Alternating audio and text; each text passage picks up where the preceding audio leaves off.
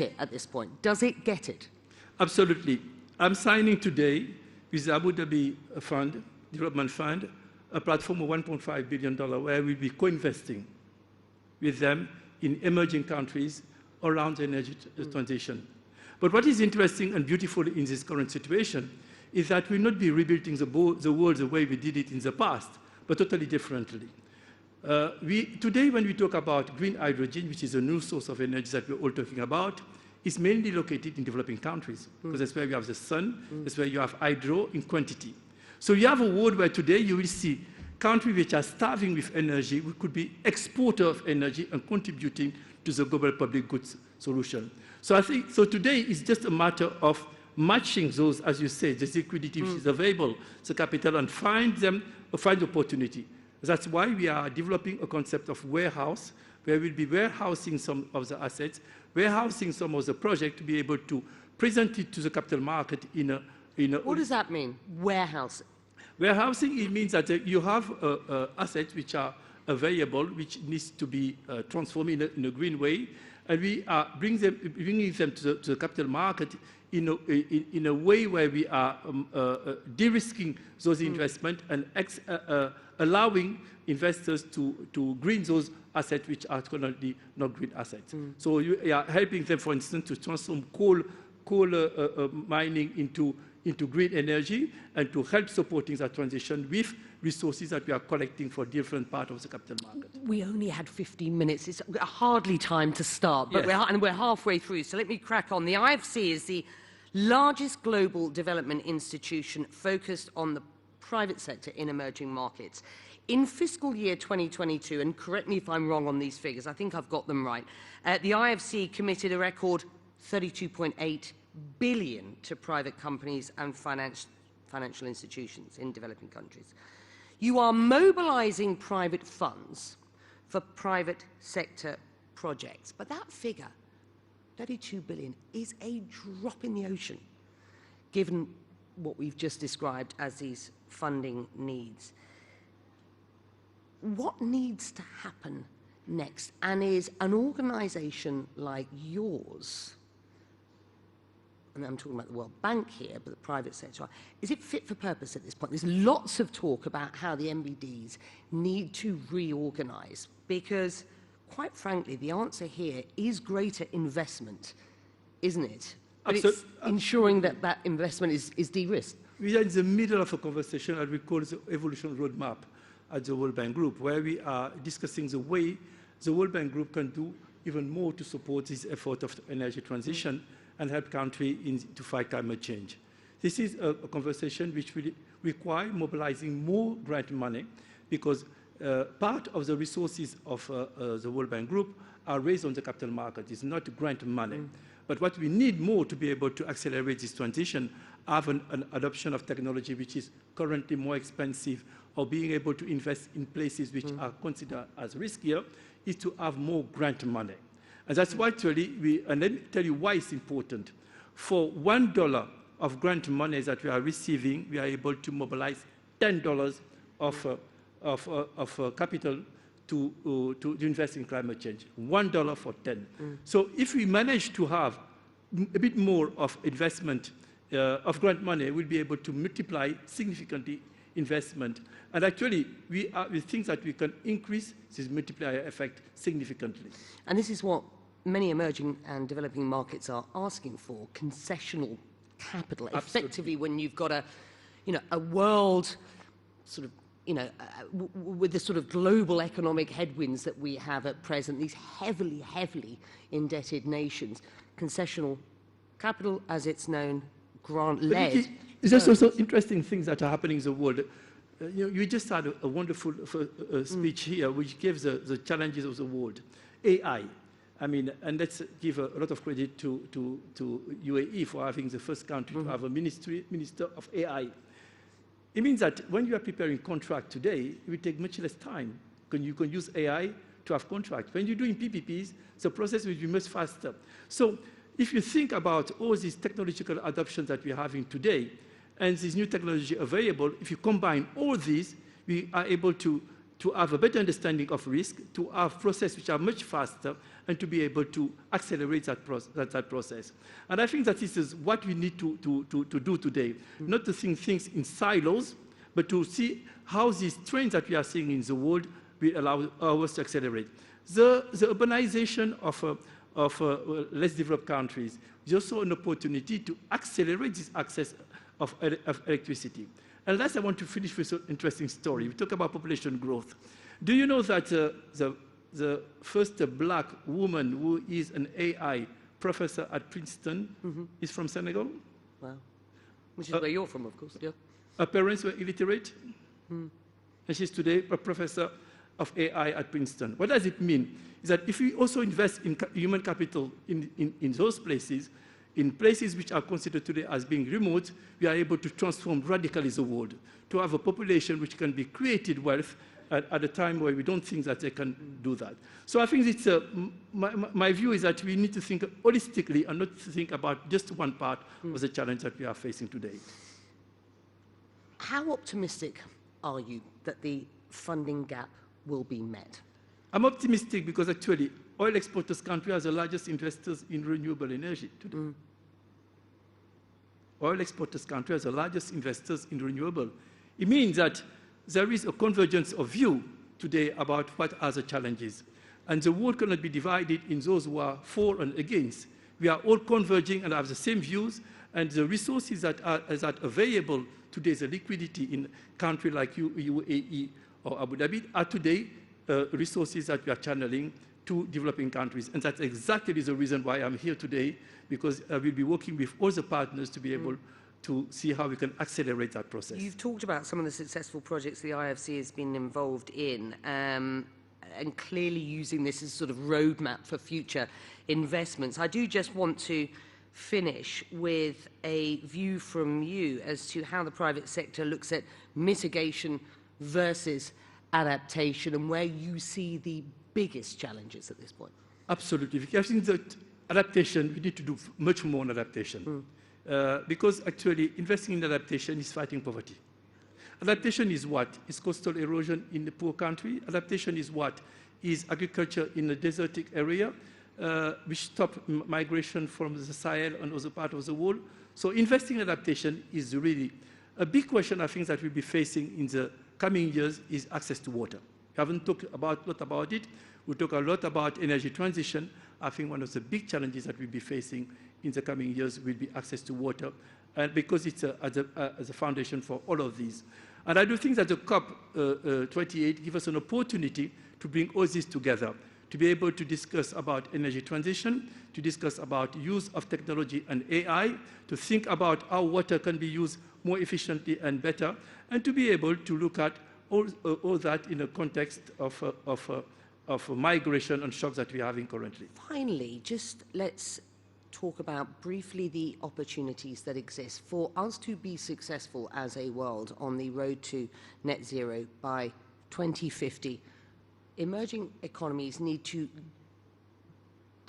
decarbonize across the entire economic sector. Where are the best opportunities? We're talking transport, industry, new fuels, electricity. Where are the best opportunities and where are you seeing the money going at present?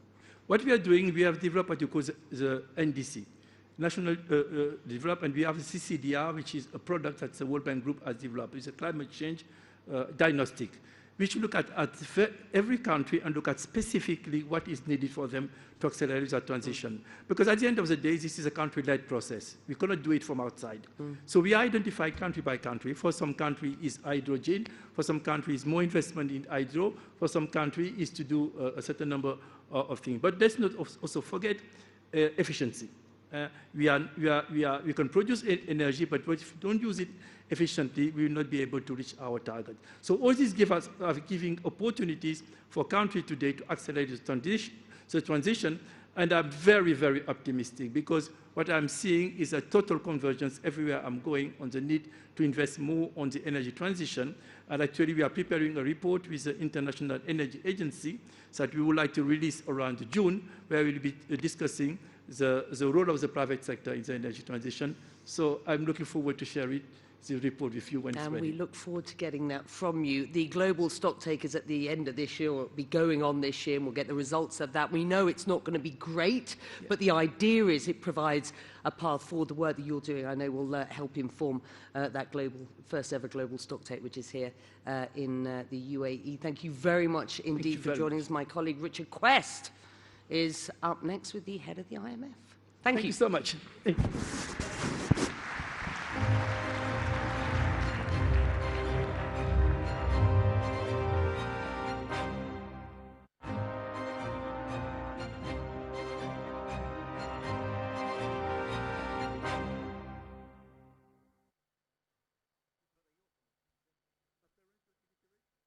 Distinguished guests, our next session is titled Post-Globalization, What's Next for Global Trade? Please join me in welcoming Her Excellency Ngozi Okonjo-Iweala, Director General of the World Trade Organization.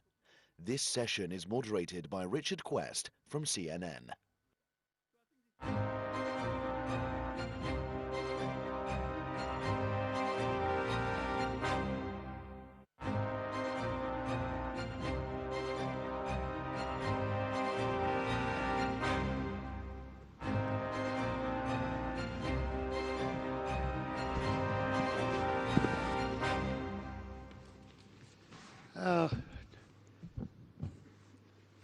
Excellency Director General, when we spoke at Davos, we talked about aid and the delivery of aid and the difficulties of aid getting to and from, the trade barriers that might be in place.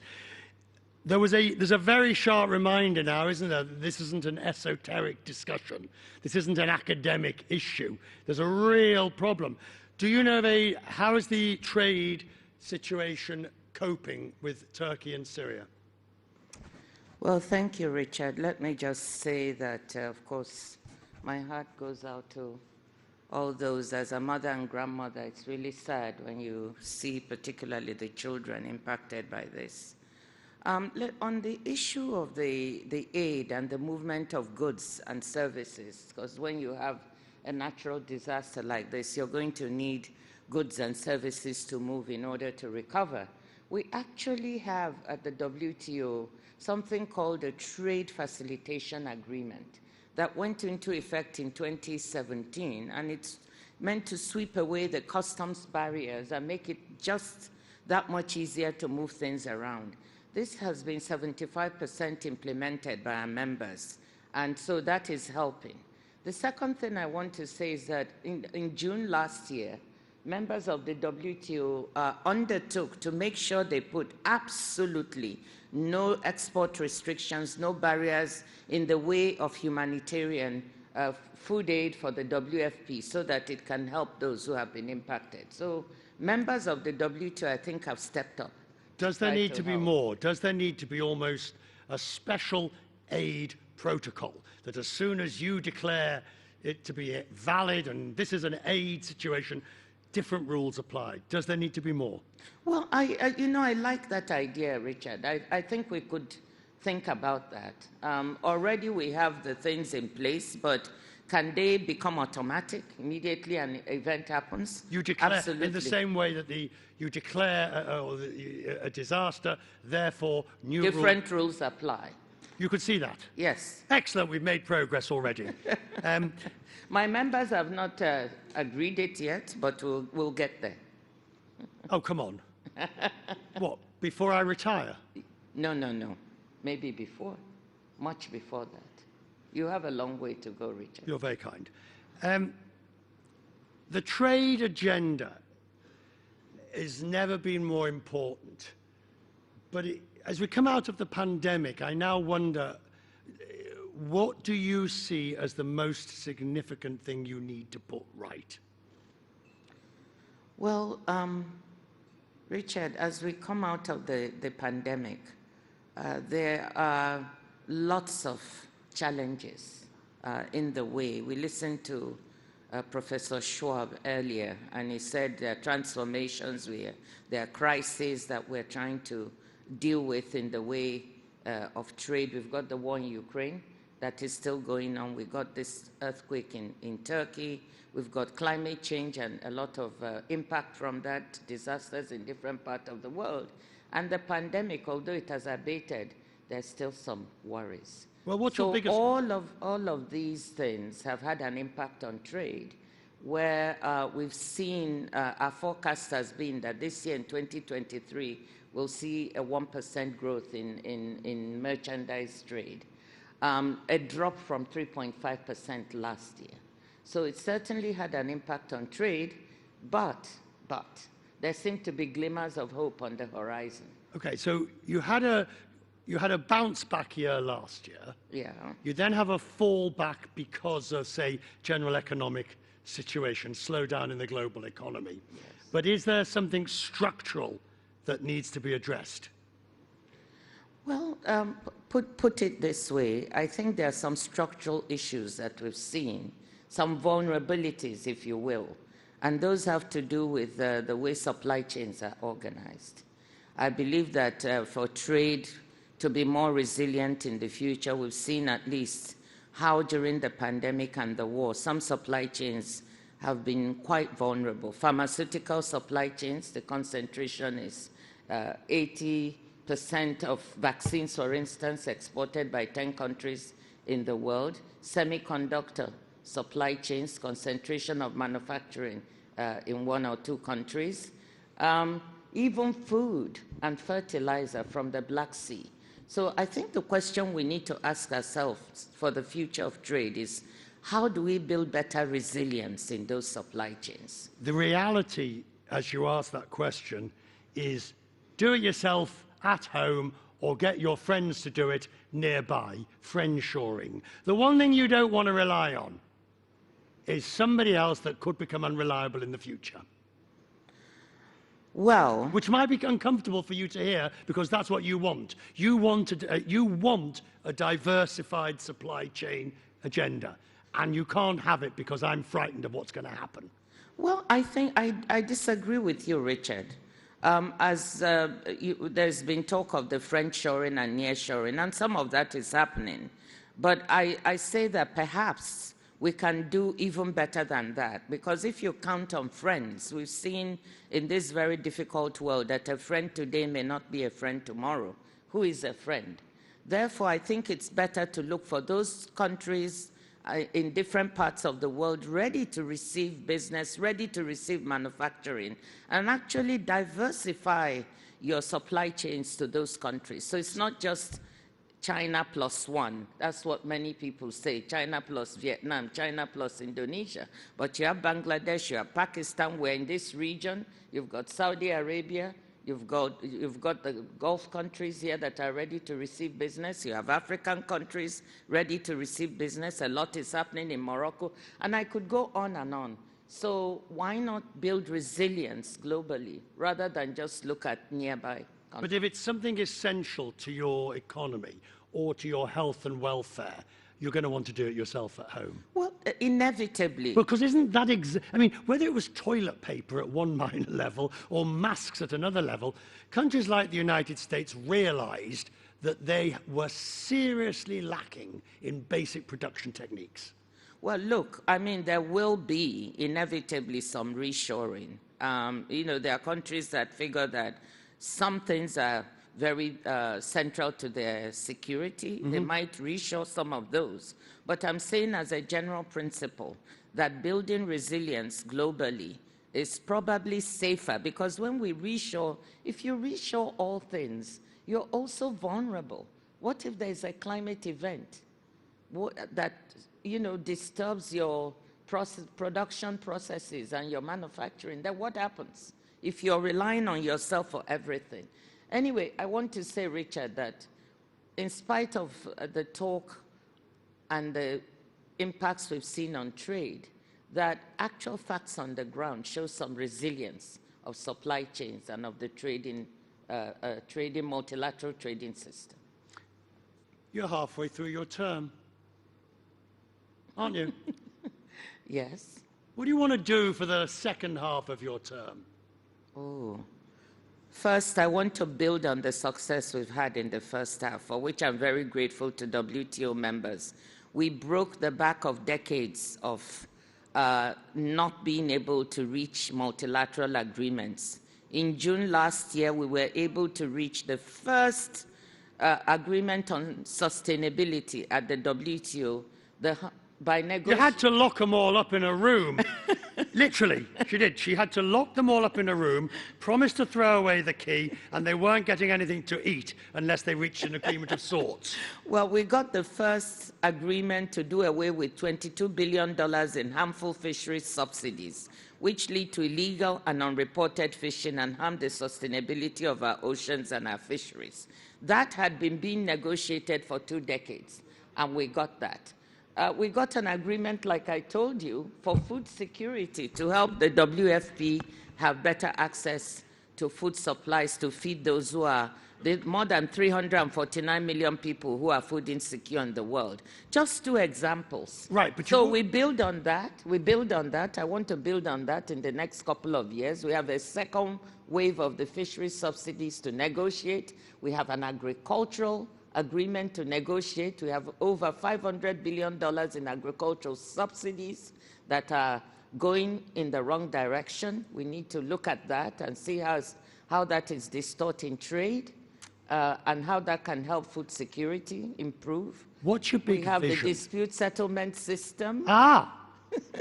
Dispute settlement. This is the bit where countries can take each other to the WTO. Now, there's only one problem. You've got time to get married, divorced, have children, grandchildren, and probably get married again before anything will come out of the dispute system. Well, that is why it needs reform. It's the only place in the world where members of the WTO can bring each other if they have trade disputes. Small countries have voice, big countries have voice. But we need to reform it, we need to make it faster, nimbler, and we've actually gotten a promise in June that we will reform it by 2024, and we're on our way. Right.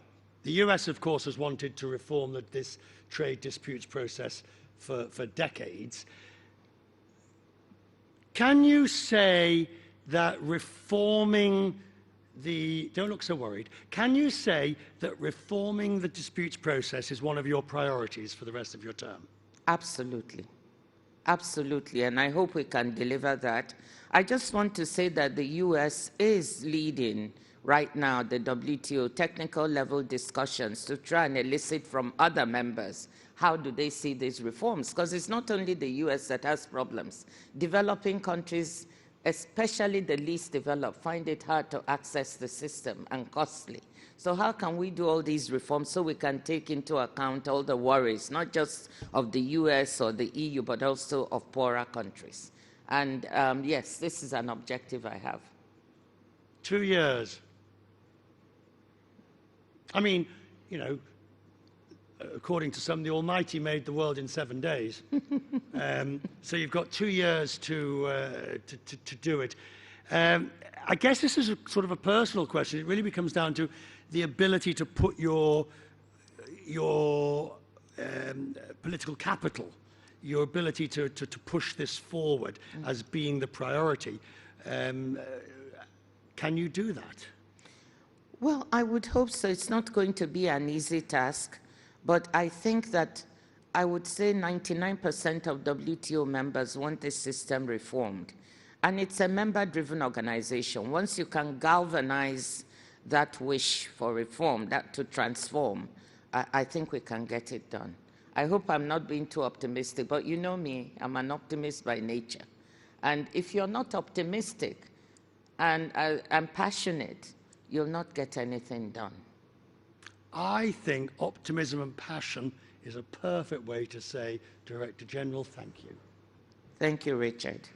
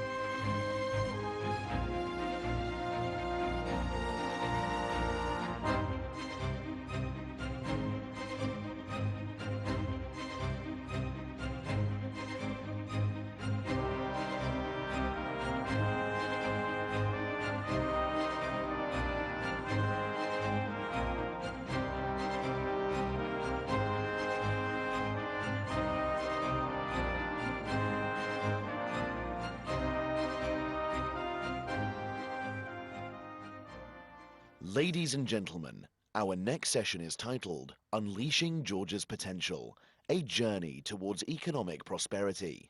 Please join me in welcoming His Excellency Irakli Garibashvili, Prime Minister of Georgia.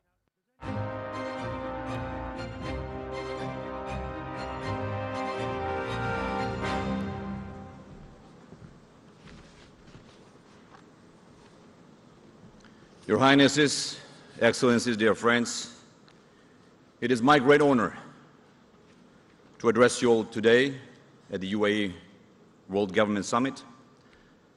I would like to extend my warmest greetings to His Highness Sheikh Mohammed bin Zayed Al Nahyan, the President of the United Arab Emirates, and to His Highness Sheikh Mohammed bin Rashid Al Maktoum, the Vice President and the Prime Minister of the UAE and the ruler of Dubai, and the esteemed members of the UAE government. Dear friends, the UAE has always been at the forefront of innovation and progress, and this summit serves as a testament to the country's unwavering commitment to promoting global cooperation. The theme of this year's summit, Shaping Future Governments, is particularly appropriate as we look ahead to a new era of technological, social, and economic advancement.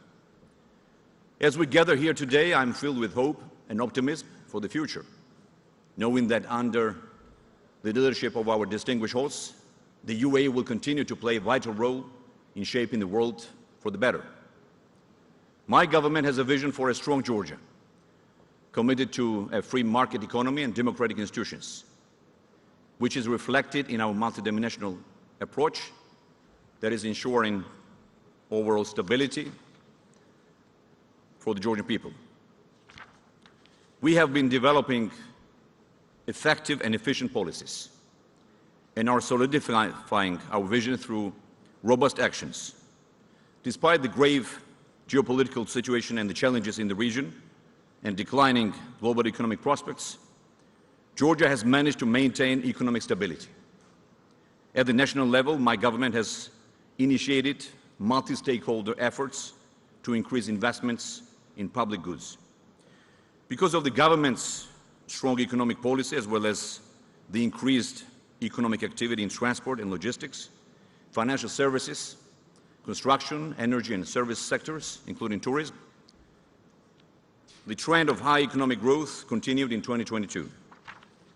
After 10.5% economic growth in 2021, 10.1% economic growth was recorded last year. And according to the IMF's forecast, in 2023-2027, Georgia will have the highest growth among the countries in the region and Europe, which is 5% per year on average. A significant increase in foreign direct investments was also observed in 2022, the volume of which was doubled compared to the previous year by more than 100%. Our decisive actions helped to create nearly 230,000 jobs over the past 2 years in Georgia. We have also succeeded in terms of stabilizing inflation at 9.4% last year, with a target of 5% for this year. Many large-scale energy infrastructure and logistics projects are underway or planned to further stimulate our economy and bring greater prosperity for our people. Our goal is to develop Georgia into a truly multidimensional regional hub, and we are actively working with the world's leading firms and brightest minds. As Georgia serves 8 landlocked countries and is a gateway between Europe and Asia, my country already plays a significant role in the East-West trade. Georgia offers international firms a competitive environment for expanding their businesses in the larger region that will reduce their operational costs. In Georgia, companies can take advantage of access to over 2.3 billion potential customers without any customs or import tariffs. Georgia has free trade agreements with China, CIS, and FTA countries, and Turkey. In addition, we enjoy the benefits of the deep and comprehensive free trade agreement with the European Union. Over the past decade, we have succeeded in making Georgia as one of the best places in the world to do business. Of note, Georgia has one of the lowest tax rates in the world. Based on the World Bank, Georgia is third least tax burden country in the world with a total tax rate of 9.9%. Further, based on the most recent World Bank's Ease of Doing Business report, Georgia is seventh easiest country to do business globally. We also offer a compelling value proposition for investors as we have created a model in which retained earnings are exempt from the corporate income tax.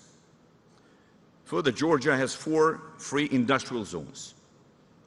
Enterprises operating in these zones and manufacturing goods for export are exempt from taxes. All of these contribute to Georgia's position as an attractive destination for doing business. The Fraser Institute for Economic Freedom of the World 2022 report has placed Georgia among the top 15 nations with the freest economy. According to the International Budget Partnership's 2021 Open Budget Survey, Georgia is ranked first out of 120 countries in the global ranking in state budget transparency. And based on the Investment Policy Assessment's FDI Regulatory Restrictiveness Index, Georgia is ranked 8th among more than 80 countries as one of the most open economies in the world in terms of attracting investments. The Heritage Foundation Index of Economic Freedom 2022 ranks Georgia 18th in Europe, well ahead of many EU member states, with a global ranking of 26 out of 177 countries. These recognitions are testament to the tremendous progress we have made in promoting economic freedom and creating a more prosperous future for all citizens. The concept of economic freedom is essential to our country's development and stability. By fostering an environment that encourages entrepreneurship and innovation, we are attracting investment, creating jobs, and improving the standard of living for our people. To support Georgia's position as a regional hub for trade and logistics, the government invests heavily to develop both soft and hard infrastructure. Regional initiatives in the energy sector and infrastructure, such as the development of the Black Sea submarine electricity transmission cable, Euro-Asian oil transportation corridor, Southern Gas Corridor, railway modernization, expansion of airports, building East-West Highway, along with development of the new deep-sea port of Anaklia, will increase the capacity of our region and that of Georgia. These projects, dear friends, are especially relevant given the ever-growing importance of diversifying and expanding Europe-Asia trade routes. Also taking into account the fact that the so-called Middle Corridor is considered as a viable alternative to existing routes. A number of infrastructural projects are of strategic importance to us and our international partners, including the Black Sea submarine electricity transmission cable project, which will create transit opportunities, back-to-back transit trade options of green renewable across the Black Sea via Georgia. I would also like to highlight the development of the new port of Anaklia, which will increase Georgia's capabilities to ship large quantities of both dry and liquid cargoes. Additionally, we are already discussing a list of the so-called flagship projects with our European partners, which will bring additional economic synergies and serve as a catalyst for more connectivity and integration with the European Union and also Asian markets. We believe all countries of the South Caucasus and allies from East and West will benefit from these projects. However, neither strengthening of the economy nor the development of the regional hub is feasible without proper planning and a steadfast commitment to democratic values.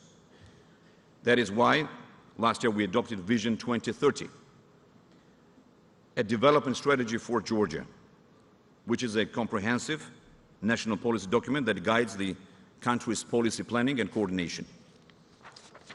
It outlines key objectives and priorities for nationwide development by 2030, aligned with the United Nations Sustainable Development Agenda 2030 and the EU-Georgia Association Agreement. The strategy aims at promoting sustainable economic growth, social equality, security and stability, democracy and rule of law in our country, while taking decisive actions. The Georgian government maintains transparency and openness of its work and sets high standards in the fields of open governance, fight against corruption, and safety. Our efforts found reflection in several major indices, including in Transparency International's the Corruption Perception Index 2022, which ranks Georgia 41st out of 180 countries in the world. Also, Georgia is ahead of many EU and NATO countries according to the World Bank's 2021 governance indicators. According to the World Justice Project's 2022 Rule of Law Index, Georgia is ranked first in the Eastern Europe and Central Asian countries. Last but not the least, pursuant to the Numbeo Crime Index of 2023, Georgia is ranked 18th as one of the safest countries in the world and 8th safest country in Europe. Dear friends, considering all the progress we have made like never before, today Georgia aspires to become a member of the European Union and NATO. We submitted an EU membership application last year as a concrete response to the long-standing choice of the Georgian people. And last year, in June, the European Council recognized the European perspective for Georgia, which reaffirmed that Georgia's future is in Europe. We are determined to swiftly progress on the EU accession path, and the candidate status is our next immediate milestone. All of the above illustrate that the Georgian government is flexible and responsive to new regional and global socio-economic and political developments. Even though the environment around Georgia is constantly changing and evolving, we stay loyal to our national interests and shared values while serving the needs of our citizens. Subsequently, the confidence our partners have in Georgia stems directly from our steady progress and demonstrated commitment to democracy, as well as our real accomplishments in recent years. In closing, dear friends, I would like to emphasize that our vision for Georgia is to make it a symbol of stability, peace, opportunities, and development. We are committed to creating a dynamic, strong economy that benefits all our citizens. At the same time, we are building a society that is inclusive, innovative, and forward-looking. As we move forward, let us remember that our goal is to make Georgia a shining example of what is possible when people come together to achieve a common vision. In doing so, we take inspiration from the United Arab Emirates' remarkable development story. We have the resources, the talent, and the determination to succeed. And I'm confident that together we will make our vision a reality. Thank you. Thank you, Your Excellency, for this session.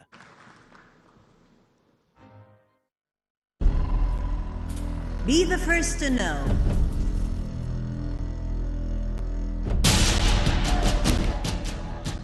The news live at the site of the event. Information on events as they are happening. If it's breaking news, it's Nile TV.